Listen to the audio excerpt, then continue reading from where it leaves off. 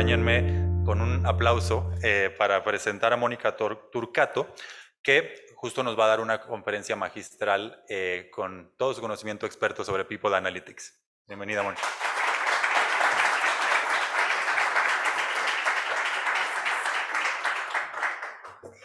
Hola, buenos días a todos.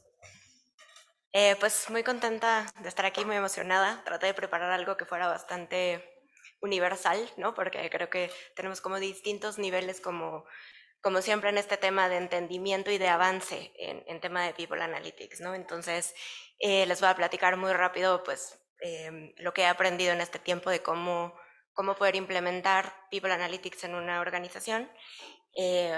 Y voy a utilizar dos ejemplos típicos, ¿no? El de la rotación, que creo que todos lo conocen, muchos lo padecen en sus empresas y es algo que típicamente es por donde empezamos en People Analytics, ¿no? Y luego vamos a hablar también del típico iceberg, ¿no? Del 10% que sí vemos y el 90% que no vemos. Entonces, apalancada en estas dos cosas, los voy a ir platicando. Bueno, lo primero que creo que hay que hablar es qué es People Analytics, ¿no? Al final, People Analytics es una disciplina de data. Es una disciplina de data que está orientada a temas de recursos humanos o temas humanos, y lo que busca es justo introducir una cultura de data driven. ¿Qué es esto? Pues cómo transformamos los datos en información que nos ayude a tomar mejores decisiones, ¿no? Y cuando digo cultura de data driven, aquí lo más difícil es el tema de cultura, ¿no? Porque tú puedes tener los mejores técnicas, la mejor, a los mejores expertos, pero si no logras permear una cultura dentro de la organización, difícilmente vas a poder avanzar en esta implementación, ¿no? La grafiqueta de la izquierda es la primera que les sale si ustedes buscan en internet, ¿no? Cualquier tema relacionado con People Analytics o Data. De hecho, creo que me estoy robando por ahí los derechos de autor, pero bueno, lo que nos dice esta es que mientras más complejo es la analítica que estás implementando, mayor valor a la organización nos aporta, ¿no? Es decir, tú empiezas por la analítica descriptiva, que es, oye, pues el típico gráfico de cómo se distribuyen los empleados por edad, ¿no? O cómo están por licenciatura, cuántos hay en esta área, etcétera. Y luego vas avanzando pues en entender diagnósticos y luego predices qué es lo que va a pasar y finalmente propones cosas para cambiar ese futuro, ¿no? Entonces, bueno, lo que les vengo a decir que esto no está bien, ¿no? ¿Por qué? Porque el mejor valor para la organización va a ser aquel para el que la organización esté lista. O sea, yo no puedo llegar a implementar y llegar con un modelo de inteligencia artificial donde tú lo pones y vas a contratar a los mejores, cuando en esa organización ni siquiera hemos empezado a medir, ¿no? Cómo están nuestros empleados, cuál es el comportamiento, qué tipo de empleados tenemos, cuáles son los perfiles, etcétera. Entonces, mi propuesta, o como yo veo People Analytics, es como un proceso iterativo, en donde tú tienes que empezar de acuerdo a en dónde está parada la organización, ¿vale? Y pues sí, siempre vas a empezar con métricas. ¿Por qué vas a empezar con métricas? Porque es lo primero que te va a decir en dónde estás. Entonces yo empiezo a medir, oye, pues, ¿qué porcentaje de rotación tengo? 4%, ok. Hasta ahí no puedes hacer nada porque no sabes nada, ¿no? 4% es bueno, es malo, quién, cuándo, por qué, no ha pasado nada hasta ahí. Hay que pasar a la parte de análisis y diagnóstico, entender cómo se compone ese 4%, ¿no? Oye, lo tengo generalizado, lo tengo en algunas áreas, ¿no? Ahora que está muy famoso esto de los nuevos capabilities, ¿no? Entonces las áreas de ingeniería, de data, que nos preocupa mucho que nos las roben en el mercado y demás. Entonces tienes que empezar a focalizar en dónde está tu problema, ¿no? Y luego analizar, pues, qué es lo que está pasando, por qué se va la gente, ¿está bien que se vaya o no está bien que se vaya? De ahí partimos a tener propuestas e iniciativas, las implementamos, las probamos, esto es muy importante, probar, medir, ¿no? Porque luego ponemos cosas y ahí se quedan y ya nadie supo si funcionó, no funcionó, mágicamente bajó la rotación, pero no sabemos si es porque la iniciativa que pusimos es la que nos empujó a hacerlo o fue casualidad, ¿no? O en general en el mercado, como ahora en pandemia, por ejemplo, la rotación se fue a los suelos, pues ¿quién iba a renunciar a su trabajo a la mitad de la pandemia, ¿no? Pero bueno, entender si estas iniciativas implementadas están funcionando o no están funcionando. Y eso lo hacemos pues con medición y KPIs. Y de ahí empezamos a iterar, ¿no? Este proceso iterativo es muy importante, porque entonces yo tengo una métrica, ya identifiqué que tengo un problema, de dónde viene, hago una propuesta de solución, la implemento, mido, funcionó, perfecto, la mantenemos, ¿no? No funcionó, pues tengo que volver a empezar, ¿no? Porque no funcionó, qué puedo rescatar, qué tengo que cambiar, etcétera, y de ahí vamos, y esto pues no para, ¿no? A partir de ahí se va moviendo. Y es por eso que lo pongo abajo también así. No te debes de olvidar de la analítica descriptiva cuando estás trabajando con la prescriptiva. O sea, es algo que te tiene que acompañar siempre. Se van sumando, se van complementando y al final es algo que tienes que hacer, repito, iterativo y tomando en cuenta todos los aspectos, ¿no? Bueno, entonces vamos a pasar justo al ejemplo de la rotación para ejemplificar un poco todo este tema, ¿no? Lo primero que tenemos que identificar es si hay un iceberg o no lo hay, ¿no?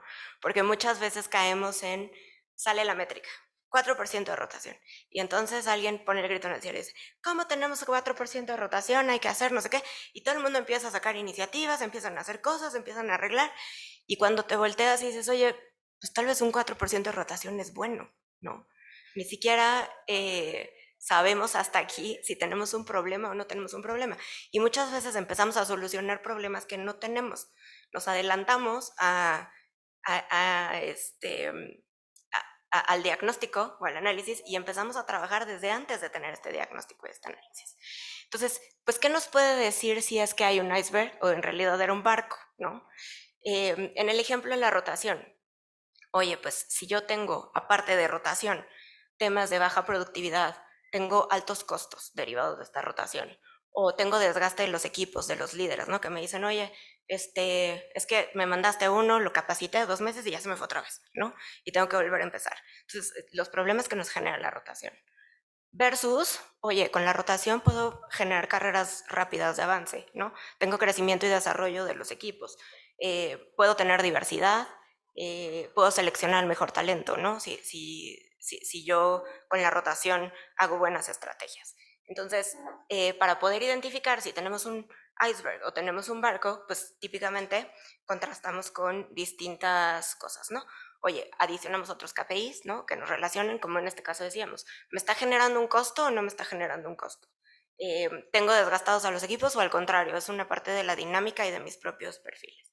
Entonces, bueno, tengo que involucrar una serie de indicadores y de temas adicionales para poder ir y determinar si esto es un problema o no es un problema. ¿Vale?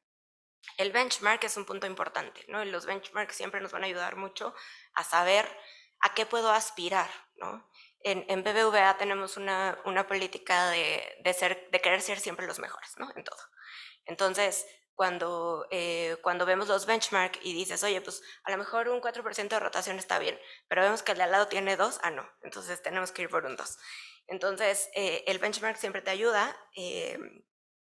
Y bueno, la idea aquí es eso, ¿no? Cómo identificar indicadores adicionales que ya en la relación nos permitan saber si tenemos un problema que atender y si no tenemos un problema. En el caso de BBVA, pues sí teníamos un problema, ¿no? Fuerte con la rotación. ¿Por qué? Pues primero, el más directo, ¿no? Que son los altos costos. Oye, pues cada que entra una persona nueva le tienes que dar un uniforme, lo tienes que capacitar, etcétera, y eso te cuesta. Pérdida de ingresos. Este fue nuestro costo más fuerte, es el más brutal y es el por qué decidimos que la rotación era un problema y que teníamos que atacarla. En la gráfica de arriba a la derecha, lo que vemos es... ¿Tengo láser aquí? No, ¿verdad? Bueno, en la gráfica de la derecha lo que vemos es la curva en la que un banquero de la sucursal nuevo, va subiendo su productividad, ¿no? O sea, entra y pues tiene una productividad muy bajita, empieza a vender poquito y esto va subiendo y en 6 meses completa su curva hasta llegar a una media de productividad tipo. Entonces, lo que nos costaba cada banquero en ese proceso de sus 6 meses de no cumplir con la productividad es alrededor de 50, no, perdónenme, son 500,000 pesos al año por banquero, por la rotación que teníamos. Entonces es un costo brutal, o sea, dejábamos de ganar eso, adicional a que capacita, lo no sé qué, ¿no? Pero por este costo fue por el que decidimos que teníamos que atacar la rotación, ¿no? ¿Qué otras cosas vimos? Oye, pues el desgaste de los equipos y el ambiente laboral, ¿no? Había como un temor generalizado de que, pues ahora quién se va a ir, ¿no? Entonces la gente ni siquiera está concentrada en su trabajo por los altos índices de rotación, y los líderes también con esto que les decían, oye, me mandas a uno, a los 2 meses tengo que cambiarlo porque ya se fue, y entonces otra vez empiezo, y otra vez empiezo, y otra vez empiezo, porque con esa curva no está reflejada en la meta del director de la oficina, ¿no? Entonces el director de la oficina tiene que llegar a su meta completita teniendo aún gente que no logra o que no hace esta meta. Y finalmente el benchmark, ¿no? Abajo estamos poniendo el benchmark que apenas lo conseguimos el año pasado, y nosotros ocupábamos el 4º lugar. Entonces cuando nuestro DG vio que éramos el 4º lugar, bueno, o sea, no es posible que seamos el primer lugar en digitalización, en clientes, en ingresos y tal, y el 4º lugar en un indicador relevante de empleados, ¿no? Que era la rotación. Entonces, bueno, partiendo de esto, empezamos a profundizar en los diagnósticos, y aquí está la parte que les digo del iceberg, ¿no? Tú ves que tienes rotación. Es más, a veces ni siquiera ves rotación. A veces lo que llega la gente y te dice es que hay muchas vacantes, ¿no? Y entonces tú dices, bueno, ¿y por qué hay tantas vacantes, no? Pues que no las cubrimos o qué estamos haciendo. Y cuando te volteas a ver el índice de rotación que tienes, es imposible tener un índice de vacantes bajo si tienes estos niveles de rotación, porque no hay equipo ni velocidad que alcance para cubrir vacantes al ritmo que se te está yendo la gente. Entonces, bueno, tú por arriba ves rotación, ¿no? Ya dijimos, sí es un problema, ¿no? Porque tenemos temas de productividad, tenemos costos, tenemos desgaste, etcétera. Y entonces, ¿qué sigue, no? O sea, empecemos a ver. La primera división, pues gestionada y voluntaria, es decir, los que se van de manera voluntaria, los que yo decido que se van. Ok. Y nosotros nos dábamos así, nos abrazábamos y nos decíamos, ay, no tenemos un problema porque nuestra rotación es gestionada. Entonces, la gente sí quiere trabajar aquí. Nosotros decidimos quién quiere y quién no quiere, quién queremos y quién no queremos que esté aquí, ¿no? Y entonces cuando te volteas y ves que te cuesta 500 mil pesos al año por banker, dices, a lo mejor sí tenemos un problema, ¿no? Entonces, bueno, empezamos a ver, oye, ¿por qué es esta rotación gestionada? Y teníamos básicamente dos cosas, ¿no? Una era bajo desempeño y la otra era malas prácticas. Entonces, bajo desempeño, pues si tu banquero llevabas 3 meses que no dabas una, pues vas para afuera, ¿no? Y venía el siguiente. Vas para afuera y va el siguiente. Cuando tú ves que en esta curva que les platicaba de productividad, un banquero no productivo nos daba un 90% más que el banquero nuevo que acabábamos de meter por su curva, por lo que se tardaba en recuperarla, y después mejor me quedo con el que era malo, ¿verdad? Y trato de que se haga un poquito bueno. Entonces, bueno, estas eran las dos partes, ¿no? Y luego la voluntaria. Pues, ¿cómo sabemos por qué se va la gente? Y ahí llegas tú con tu encuesta de salida, ¿no? Lo típico para implementar. Entonces, bueno, ya llegamos con nuestra encuesta de salida y entonces pues ya te contestan, no, pues el ambiente laboral. Pues es que no cumplía con mis expectativas el puesto. Me dieron otra oferta laboral, temas personales, ¿no? Y entonces ahí vas otra vez y dices, no, pues yo qué hago con los temas personales, ¿no? Pues es de él, ¿yo qué puedo hacer? ¿No? De entrada no sé por qué dejamos esa opción en las encuestas de salida si nada podemos hacer, ¿no? Desde ahí hay que empezar a preguntarnos cómo planteas una encuesta o le dejas ahí otros, ¿no? Y entonces todos te contestan otros y nunca sabes por qué se fueron. Entonces, bueno, empezamos a profundizar en esta línea, ¿no? Oye, ¿qué me está generando este bajo desempeño? Y bueno, pues resulta que yo contratábamos a alguien, lo poníamos de asesor digital, esta persona que los recibe en la entrada de la sucursal, ¿no? Que te pregunta qué vas a hacer, tal. Y bueno, luego a los 6 meses, bueno, ya estás más o menos, órale, banquero, ¿no? Y te pasamos de banquero. Y cuál capacitación, cuál estrategia, cuál perfil, ¿no? Porque yo te contraté con el perfil de asesor digital, no para ser banquero. Entonces, pues resulta que por eso teníamos estos problemas de desempeño. La gente no tenía el perfil, no estaba capacitada, no tenía claridad en sus objetivos y en sus metas, no tenía el acompañamiento del líder, porque el líder estaba desgastado, harto, y aparte ahí hay una confusión del rol, ¿no? Del líder, porque hoy son vendedores grandotes, no son líderes, ¿no? Entonces otro. Entonces de ahí empiezas a deshebrar la problemática real y ya puedes entender cosas que te permiten plantear soluciones, ¿no? Si yo me quedo en el gestionada, pues, o sea, difícilmente haciendo algo voy a poder cambiarlo, ¿no? ¿Y qué hacemos? Pues suban los sueldos, ¿no? A ver, ya, suben los sueldos. Y pues baja un poquito, pero no era tu problema de raíz, no es el conflicto, ¿no? Entonces, ¿cómo podemos llegar a estas profundizaciones, ¿no? Ah, bueno, el otro ejemplo, temas personales. No, entonces nos pusimos a hacer algunos workshops, por supuesto no con la gente que se fue, sino con la gente que todavía estaba, pero que te dice mucho, ¿no? La gente que está te dice mucho de lo que está viviendo y qué conflictos vamos a tener. Y entonces los temas personales eran, es que la sucursal me queda muy lejos y no me da tiempo de llegar a ver a mis hijos. Es que los horarios son muy extendidos, ¿no? Nosotros decíamos, oye, los horarios extendidos, pues si su horario es de 8 a 4, ¿no? El de los cajeros y el de los asesores digitales. Pues no, resulta que el director no los dejaba salir, no los ponía a vender después del cierre. Oye, es que la flexibilidad, no puedo un día que tengo un problema no ir a trabajar, ¿no? O que me den permiso de salir temprano, o etcétera. Entonces, con eso sí puedes hacer cosas, ¿no? O sea, eso sí está en la cancha de talento y cultura y que puedes accionar. Temas personales, pues no, porque serán los que sean. Pero cuando esos temas personales en realidad no son personales, sino son de falta de congeniación entre el empleado y lo que tú estás ofreciendo, sí que puedes hacer muchas cosas, ¿no? Entonces, bueno, ¿cómo llegar a esto, no? Al final, pues tú partes de tus métricas y empiezas a generar KPIs adicionales, ¿no? Que te permiten contrastar cosas. Son muy importantes ver concentraciones. Oye, si yo tengo rotación en una sucursal constante y luego veo que el Gallup de esa sucursal está pésimo y luego veo que la productividad de esa sucursal está pésima, pues ya te empiezan a generar focos, ¿no? Y entonces puedes ir relacionando cosas. Y ahí cuidado con las correlaciones, ¿no? Porque es la otra típica de asumir causalidad cuando tenemos correlaciones. Pero bueno, empiezas a generar distintos indicadores que te acompañan en esta métrica principal y que te permiten profundizar en los diagnósticos y en los análisis. Por supuesto que las encuestas tienen que ser un punto porque muchas veces no tenemos información y tienes que crear esa información para poder seguir avanzando en tus análisis, ¿no? Lo que hay que hacer es pues, tener mucho cuidado en cómo planteamos estas encuestas y qué información es la que queremos obtener. Bueno, en nuestro caso, en el caso de BBVA, teníamos ya 3 problemas identificados muy claros, ¿no? El primero era para la parte del asesor digital, donde veíamos que la rotación que teníamos era una rotación que le llamamos temprana, ¿no? Es esta que la gente se va antes de cumplir 6 meses en el banco. Entonces entraban y salían, entraban y salían.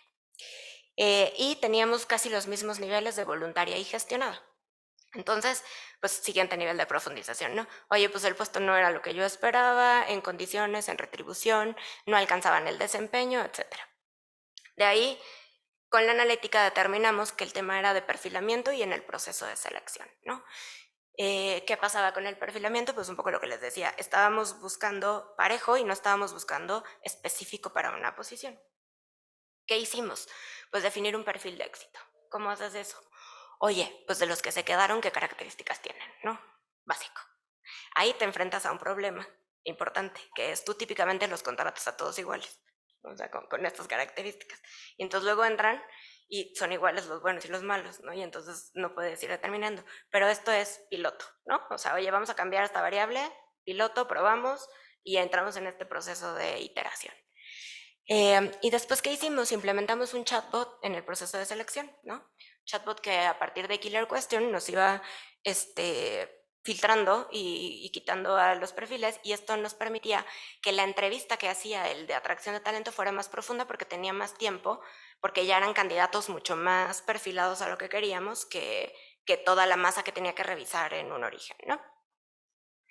En el siguiente caso, en el cajero, no teníamos una rotación voluntaria elevada. En el cajero es donde menos problema tenemos, sin embargo, pues queremos todavía que baje más esa rotación, ¿no?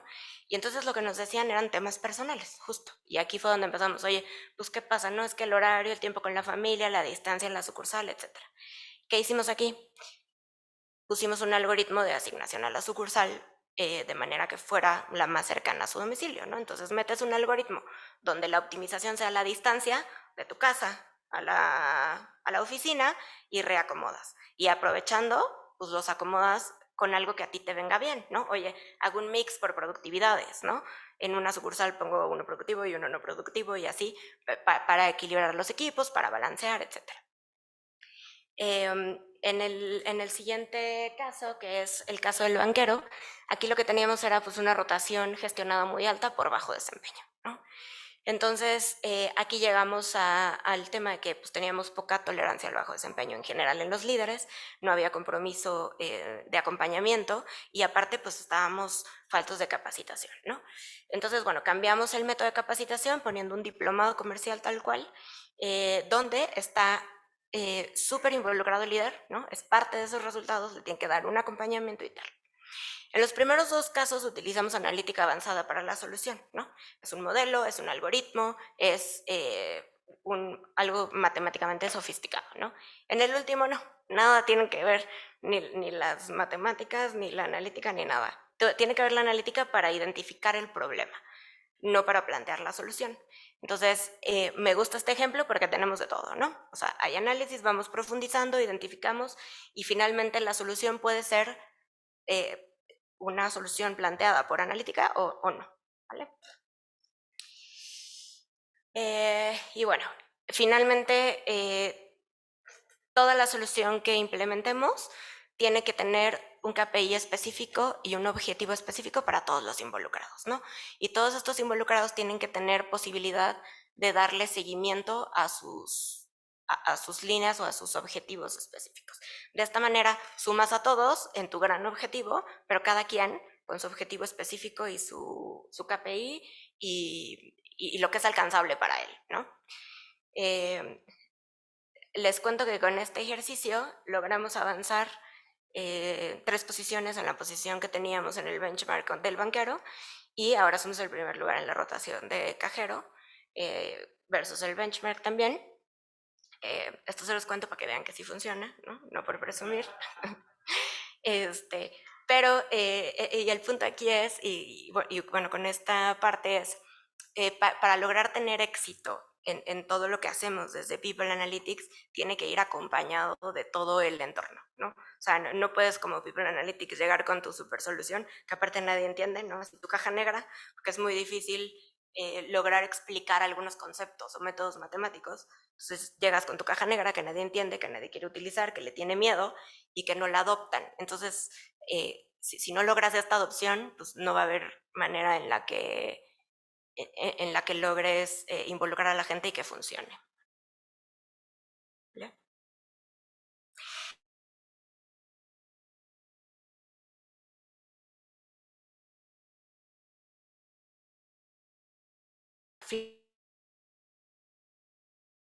Tengas en recursos, puedes ver en tu solución. Ahorita pues tenemos de moda, ¿no? Temas de well-being, de diversidad,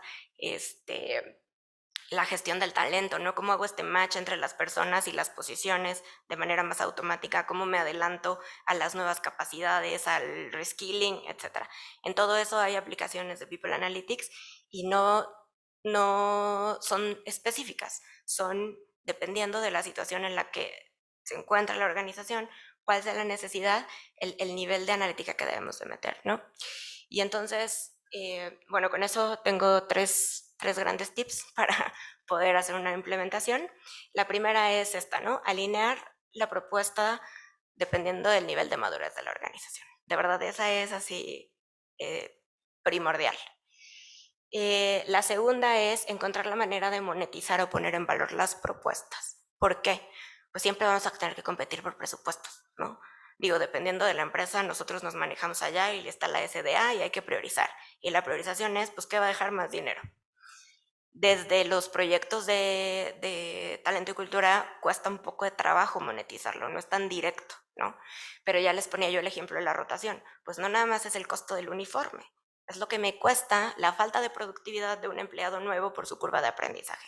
Entonces, lograr monetizar esto es primordial para poder lograr proyectos exitosos de People Analytics. Y finalmente, pues hay que trabajar en conjunto con todas las disciplinas de talento y cultura, ¿no? De recursos humanos. Los proyectos no son de Analytics, los proyectos son de los demás, ¿no? Y a nosotros nos toca acompañar en su ejecución, en su diagnóstico, en su propuesta, con lo que sabemos hacer mejor, que es resolver problemas con métodos matemáticos, ¿no? Entonces, compenetrar esto es fundamental y hay que trabajar siempre en conjunto con el resto de disciplinas. Y pues ya, es todo. Les dejo estos tips que espero que les funcionen.